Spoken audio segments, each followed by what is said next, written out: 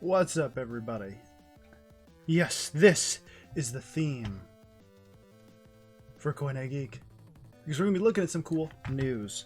But first, we're going to pause this. Boom. It's paused. That was the theme. You know, Elliot wrote that? Yeah, Elliot made that music.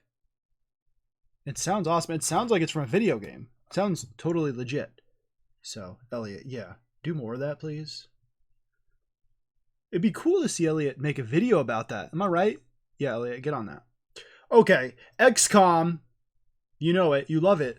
The classic franchise from the PC, originally known as UFO. Right? All right.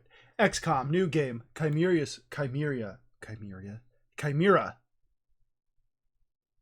There's no IA. It's Chimera, not Chimera. Okay. But it's coming out. Do you understand what I'm saying? This is XCOM. This is a new XCOM game. Back, soon releasing, new standalone title, XCOM Chimera Squad. So this, they say, is not a sequel, and it's not an expansion. It's a game, hopefully not full price. 2K Games announced Tuesday morning that a new digital-only standalone entry to the XCOM series called XCOM Chimera Squad is coming April 24th. XCOM, originally known as XCOM. No. UFO, Alien Defense, is a turn-based tactical series that began back to the 1990s. What is it? Washington Post? Do you have an editor? And was reimagined by 2K beginning in 2012 with XCOM Enemy Unknown. Reimagined? They just made a modern take on it. It wasn't really reimagined.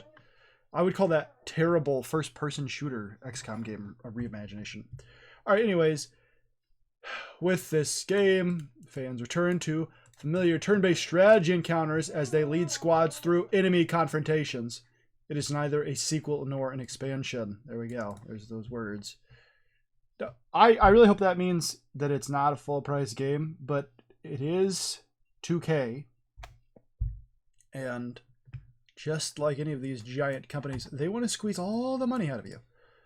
The good news is XCOM is usually good, and the company that makes the XCOM games is Firaxis, and they're usually good. So hopefully they're making this one. I don't see it anywhere on here, but hopefully they are. Set 5 years after this XCOM 2 events, this game sees humans, hybrids, and aliens all working together in hopes of finding peace and coexistence. But those ideas aren't widely supported by everyone in the universe. Man, there's problematic people everywhere, always getting in the way of those ideas of peace and coexistence, because humanity agrees on everything. And so they're definitely going to be peaceful, and they're going to coexist with each other.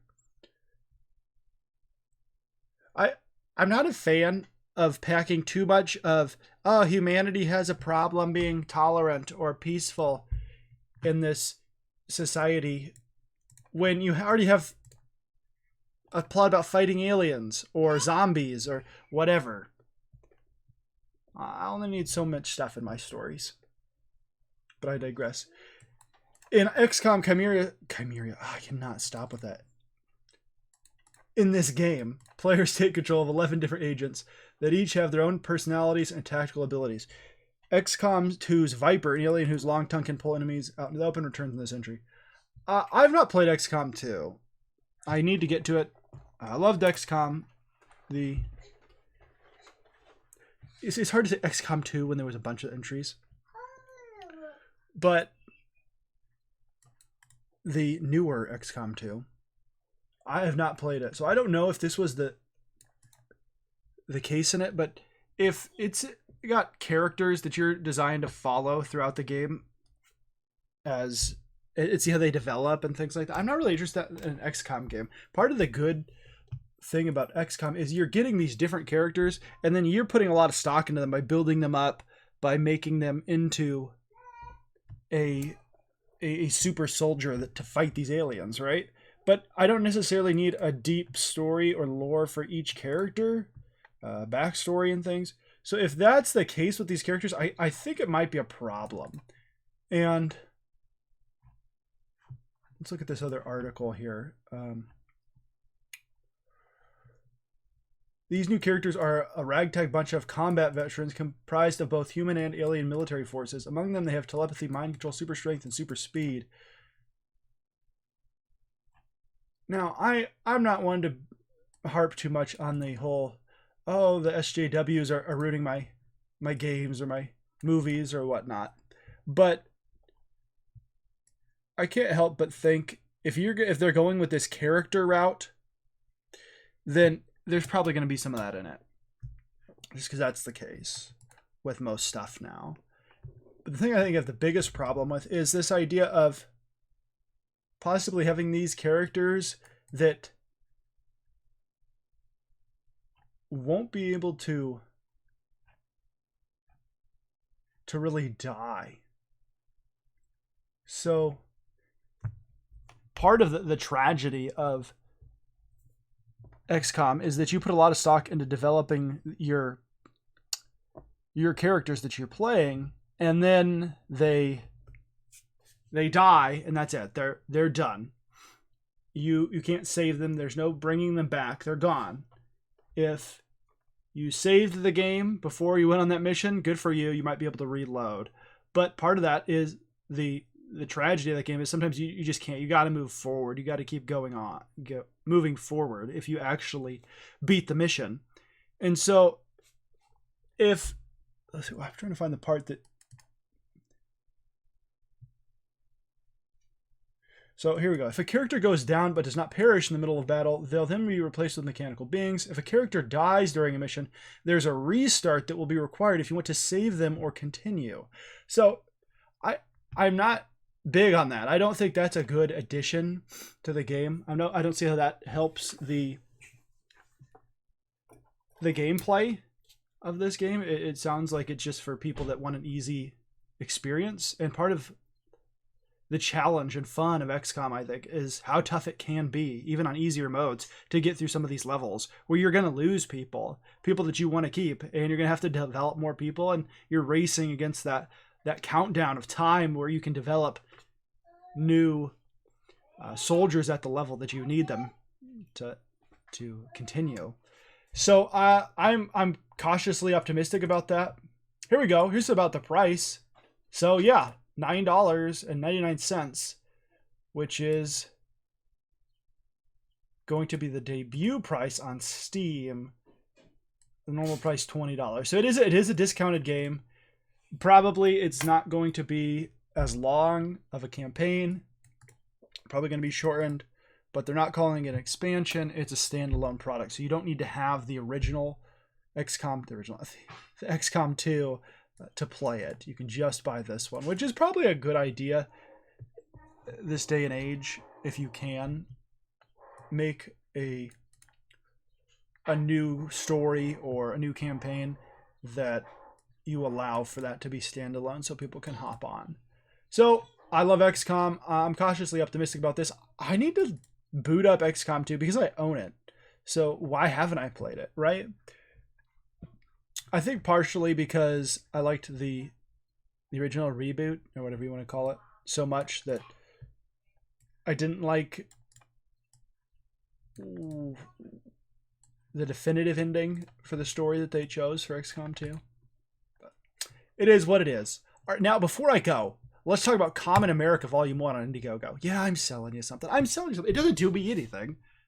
I'm not benefiting from this. This is a comic book by Timothy Lim and Mark Pellegrini, who have done a number of independent comic books, and I think it might show some that Tim Lim drew for some of the big companies. But this is an independent book. So he's worked for IDW. Here he is doing a Back to the Future thing. Here's another book that he has, Black Ops, which is about a military team that is comprised of these animals and then a couple of human characters. I haven't read it. It's supposed to be pretty good. But I have read this Common America because it was already crowdfunded on Kickstarter. Now it's available on Indiegogo. Here's some Star Wars stuff that he's done. Also worked on Spider-Man. And this comic, Soul Finder, is supposed to be really good. It's about a priest who was written by another guy, but Tim Lim drew it. It's about a priest that is an exorcist. So that's always fun. So this comic is actually really good. It's actually wholesome. It has a good moral about following your passions, but not in the sort of Disney-fied trust in yourself, believe in yourself. That's the place to start, right? Arthur kind of morals where you just trust in your heart, and that's the only way to go. It's not like that. It's basically actually trust in your objective moral values that you've been instilled with.